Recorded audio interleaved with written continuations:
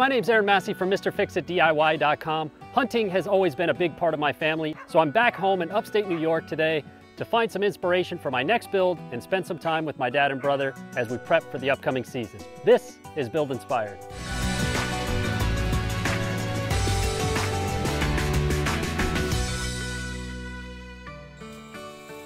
Every year I try to make a trip back home to go hunting. It's something that I look forward to throughout the year. For me, it's more than just about the hunt. It's about spending quality time with my family. And I can shoot through here. They're gonna walk right on top of it. This year's a little extra special because we've added a new hunting buddy to our group in my nephew. I have really fond memories of learning how to do all this stuff, and I'm looking forward to helping pass that knowledge onto him and creating lasting memories for him as he grows up. So for this build, I've decided I'm gonna create a hunting-themed picture shelf for his bedroom that can capture these early moments and he can look back on them as he grows. To get started, I'm digging out some old racks we have from past hunts. Since I'm not in my shop with all my tools, I'm gonna build this project with a few basic ones I'm borrowing from my brother. My plan is to mount the rack to some wood and use the tines to hang small photo frames from. First, I'm using an oscillating tool to cut the racks, and then using some rapid fuse, I glue them together. While that sets up, I'm digging through a pile of scrap wood and pulling a piece to serve as the back of the shelf. I'm ripping the wood into 4-inch strips with a circular saw and then chopping them down to around 16 inches. These slats will look kind of like a rustic fence when I put them together as the backdrop.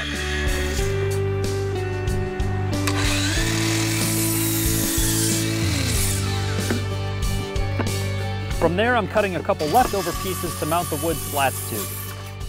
I'm just securing the backing pieces with some screws. For the top piece, I'm ripping it at an angle to create a French cleat, which I'll use to hang on the wall later. The corresponding angle is mounted to the wall, and the shelf hangs on that.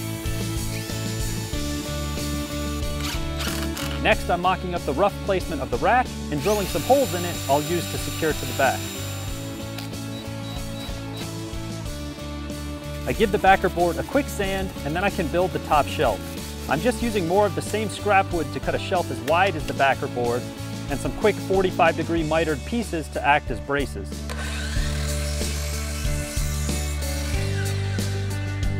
I screw everything together and give it a quick sand. Next, I'm wrapping the rack in twine for a couple reasons. Number one, I think it adds a little more rustic look, and two, it'll help me cover the screw holes when I mount it to the shelf.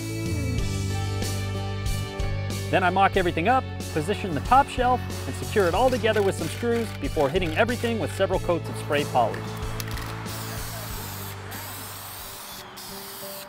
And here is the finished hunting-themed shelf. For the finishing touches, I picked up some small photo frames and attached some twine to them and printed out some photos to put inside. So all in, this build cost me about 20 bucks, and I'm really happy with the result.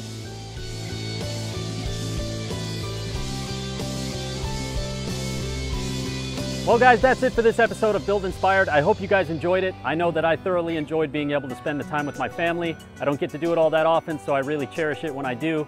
And I hope this episode has inspired you to build something of your own. If it has, please hit that like button and leave a comment down below. Let me know. Also be sure to subscribe to Mr. Fix-It and also follow me on social media via the links in the description below. Thank you guys so much for watching. I'll see you next time. This is Yosemite National Park, and it is incredible. The mountains, rushing rivers, the waterfalls, the crisp air. It's truly one of the most beautiful places I've ever seen. If you've never been here, trust me when I tell you it's worth the trip.